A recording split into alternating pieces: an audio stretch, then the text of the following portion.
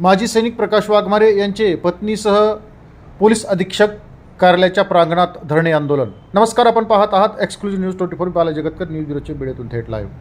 माजी सैनिक अनेक दिवसापासून जिल्हाधिकारी कार्यालयासमोर गायरानात झालेल्या घर शेड चोरी प्रकरणात न्याय मागत आहेत, परंतु त्याकडे पिंपळनेर पोलिसांनी कानाडोळा केला असून जाणीवपूर्वक गोल्डे यांच्या काळामध्ये त्यांच्यावर खोटे गुन्हे देखील दाखल करण्यात आले होते। माजी सैनिक असून देशसेवा केलेल्या या सैनिकाला अशी हाल अपेष्टा सहन करावी लागत आहे। पोलीस प्रशासनाकडून योग्य ती कारवाई होताना दिसत नाही, म्हणून त्यांनी बेमुदत धरणे आंदोलन जिल्हाधिकारी कार्यालयासमोर सुरू केले आहे।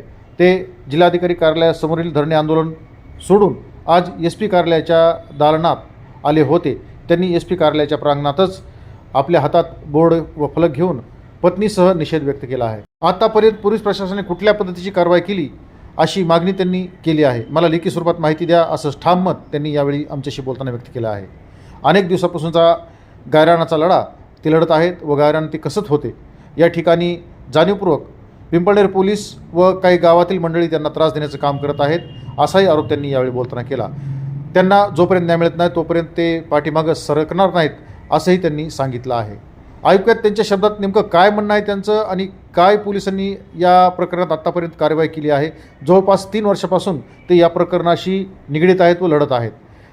तात्काळ त्यांना न्याय मिळावा अशीच अपेक्षा माजी सैनिक प्रकाश वाघमारे यांचे पत्नीसह पोलीस अधीक्षक कार्यालयाच्या प्रांगणात धरणे आंदोलन। नमस्कार, आपण पाहत आहात एक्सक्लुझिव्ह न्यूज 24 बाला जगतकर न्यूज ब्युरोचे बीडीतून थेट लाईव्ह। माजी सैनिक अनेक दिवसापासून जिल्हाधिकारी कार्यालयासमोर गायरानात झालेल्या घर शेड चोरी प्रकरणात न्याय मागत आहेत, परंतु त्याकडे पिंपळनेर पोलिसांनी कानाडोळा केला असून जाणीवपूर्वक गोल्डे यांच्या काळामध्ये त्यांच्यावर खोटे गुन्हे देखील दाखल करण्यात आले होते।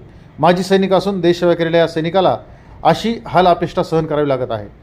पोलीस प्रशासनाकडून योग्य ती कारवाई होताना दिसत नाही, म्हणून त्यांनी बेमुदत धरणे आंदोलन जिल्हाधिकारी कार्यालयासमोर सुरू केले आहे।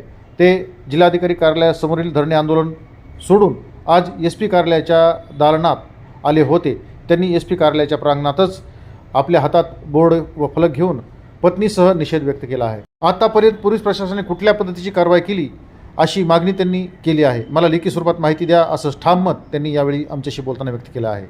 अनेक दिवसापासूनचा गायरानाचा लढा ते लढत आहेत व गायरान ते कसत होते। या ठिकाणी जाणीवपूर्वक पिंपळनेर पोलीस व काही गावातील मंडळी त्यांना त्रास देण्याचं काम करत आहेत, असाही आरोप त्यांनी यावेळी बोलताना केला।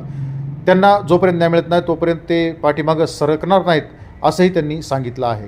ऐकूयात त्यांच्या शब्दात नेमकं काय म्हणणं आहे त्यांचं आणि काय पोलिसांनी या प्रकरणात आत्तापर्यंत कारवाई केली आहे। जवळपास 3 वर्षापासून ते या प्रकरणाशी निगडीत आहेत व लढत आहेत। तात्काळ त्यांना न्याय मिळावा अशीच अपेक्षा